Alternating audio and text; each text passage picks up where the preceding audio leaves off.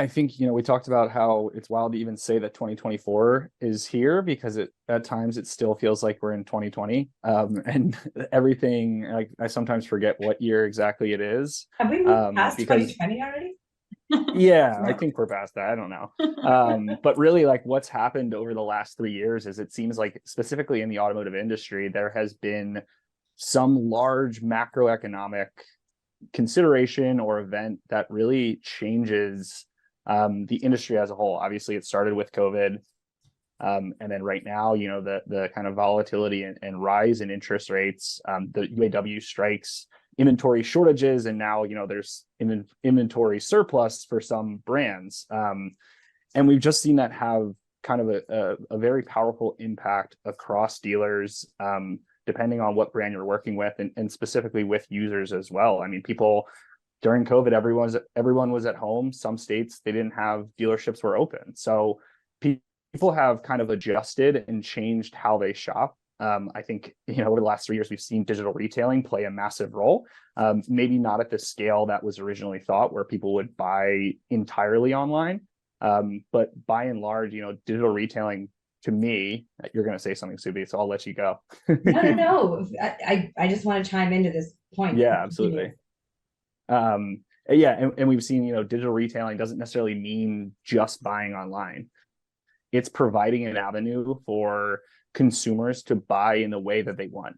Often that's hybrid. It could be entirely in person and not online at all, or entirely online. So when we think about kind of expanding technology, and almost the future, but also kind of what the past 3 years have really looked like, and specifically this year, is providing a purchase opportunity and a purchase path that matches each user and their specific desired way to purchase a car.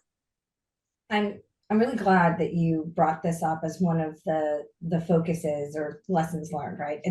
This feels like an extended lesson because we've started to learn this a few years back, but there's not a lot of retailers that have adopted this mindset of giving people options. There's still this blanket statement sometimes of, are you selling online?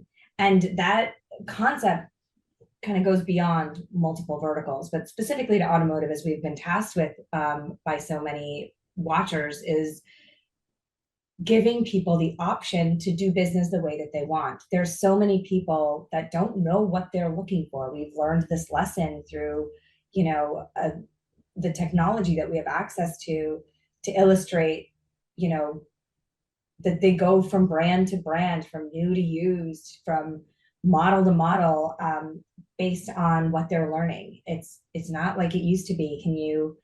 Can anyone, Drew, can you chime into that at all? So what was that question? It broke up a little bit on my end. Sorry. All good. No, just how the shifting of consumers when it comes to brand, the Yeah. way that they're looking has shifted so much. Giving people the opportunity to choose the way that they engage with the business is important, but also just shifting your mindset that consumers are changing the way that they want to or how they shop is important. So, are there any other insights that we need to touch upon about that shifting consumer behavior and how long they're searching and what they're searching for? Is there anything to add to that discussion? Yeah, I think the brand piece is really important. And I think over the last year and beyond that as well, we've seen kind of that brand loyalty decrease in a lot of ways where people aren't necessarily, and it started with inventory shortages where, they were previously buying specifically from one make historically, and then they couldn't get that make when they wanted to buy a new vehicle.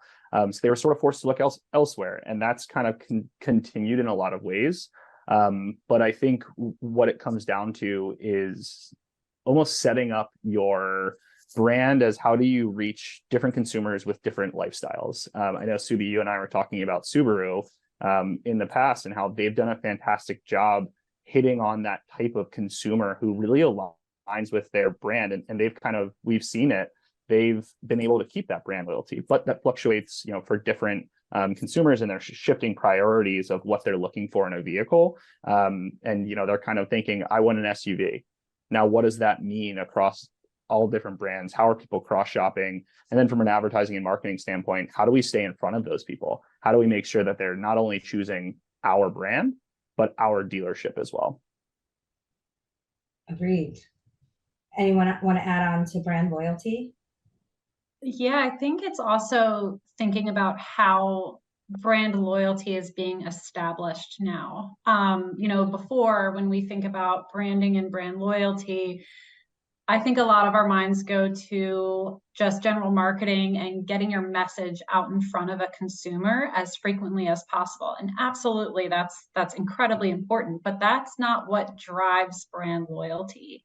It's that consumer experience. So going back to what Drew said, that hybrid experience of the shopper. Like I think we try to put consumers in a box or a straight line of they're going from digital to in-store. And a lot of times, sure, that happens that way, or they could go in reverse. But we need to make sure, again, if we're establishing that loyalty, it happens at the dealership.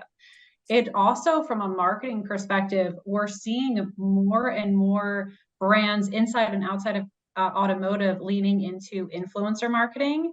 And that's had a major, major impact across a variety of industries, especially over the last 2 years. And I know a lot of times when we think about influencer marketing, it's almost like, oh my gosh, like that's going to break my budget trying to get some sort of influencer or celebrity to be a part of my commercials or anything like that. But we can really start at a small scale with influencer marketing, like lean into your local Instagram influencers with more of like a micro audience or leverage bloggers. I think at a local level, that's even more impactful than this big celebrity whose voice is kind of everywhere. Someone sees that local person with that local community story, that's going to make so much more of a branding impact and create that brand loyalty than I think like more like mass messages or that again like higher level celebrity message can make. I love that you said that. For years, I've been saying, there's so many micro celebrities out there that think that they're big, but they're not. They have less of a following, but Mhm. the impact of them is far more powerful sometimes.